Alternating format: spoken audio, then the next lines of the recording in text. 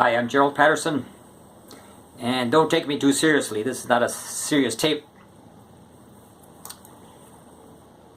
And I'm going to talk about miscommunication. Sometimes we misinterpret what other people say, or they misinterpret us, and there's miscommunication.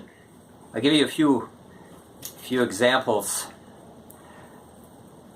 I called up my pharmacy and I said, what are your hours? And the lady said, well, today I work 9 to 1 and tomorrow I work 3 to 7. So I still didn't get my answer.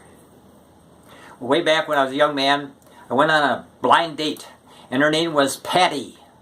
And Patty was a nice person, but we just didn't connect. We went out to eat, and on the menu there was salmon on the menu, and I said, would you like salmon patty? And she said, a salmon patty?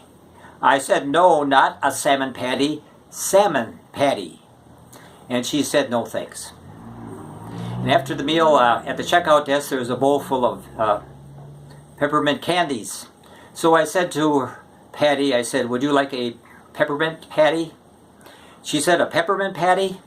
I said, no, not a peppermint patty, a peppermint patty. And she said, no thanks. And she said, no thanks to any future date with me. And after high school, I dated a nice young lady for a while.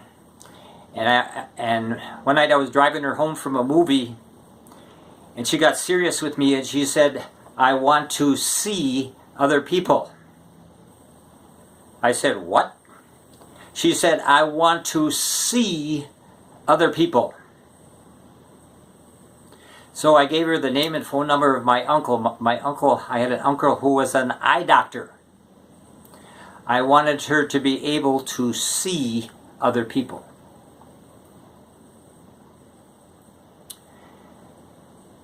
Now there is this man driving up a narrow mountain road, and at the same time a lady was driving down the same narrow mountain road, and as they passed each other, she stuck her head out the window and yelled, "Pig!" Well, he immediately stuck his head out the window and yelled, "Hog!"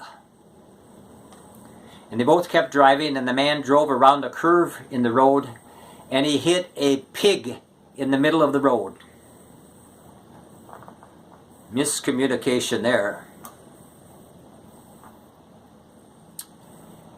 And this little boy was in church with his mother, and during the middle of the church service, the little boy says to his mother, I have to pee. And his mother says, you don't say pee in church. Next time say, I have to whisper. So the next Sunday, the little boy was in church with his father. And during the middle of the church service, the little boy says to his father, I have to whisper. And his father says, okay, whisper in my ear.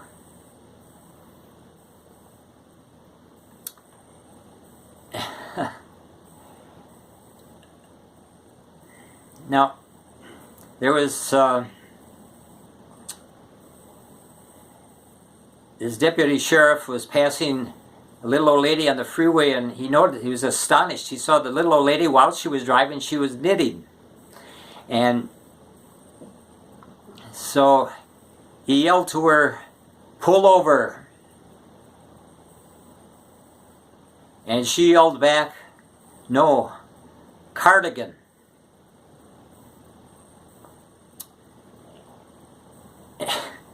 And there was this deputy sheriff that stopped this driver for speeding. And this deputy sheriff had one wooden eye. And the driver was very polite to him and cooperative. So the deputies thought, well, I'll give this guy a break. So he said to the driver,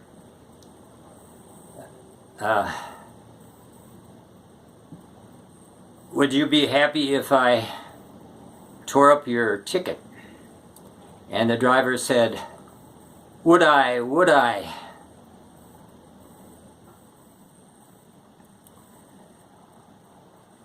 Now,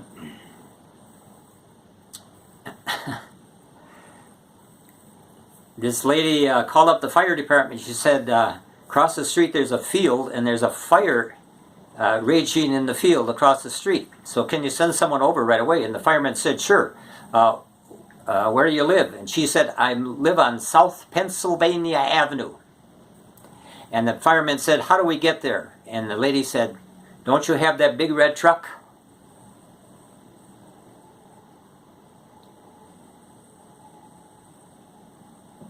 Now these are kind of funny stories of miscommunication.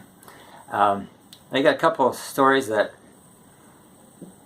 I guess they're true stories. There was this cadet school, military cadet school, and for the first day that they were out in the field with a rifle, and the commander or the teacher, or whatever you call him, sergeant, noticed that one of the cadets was chewing gum. So he said to the cadet, "Run across the field and throw your gum over the fence." So the cadet ran way across the field, but he came back and he was still chewing gum, but his rifle was gone. And there's the story about this little old lady. She lived in the house by herself, and she noticed that during a snowstorm, one of the neighbors had a big snowblower. He was snow blowing a couple other neighbors. He was cleaning off their driveways and their walks with his snowblower. So she went out there and she said, "Could you snow blow my driveway and my sidewalk also?" And he said, "Sure." So after he was done clearing her driveway and her walk, came to the front door and she said to him, "How much?" And he said, "$25."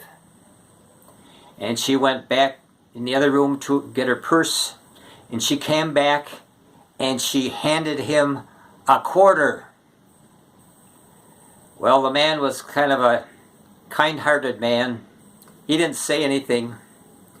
And all that winter, whenever there was a snowstorm, he would clear off her driveway and her walk, and whenever he came to the front door, she would go to her purse and come back with a quarter.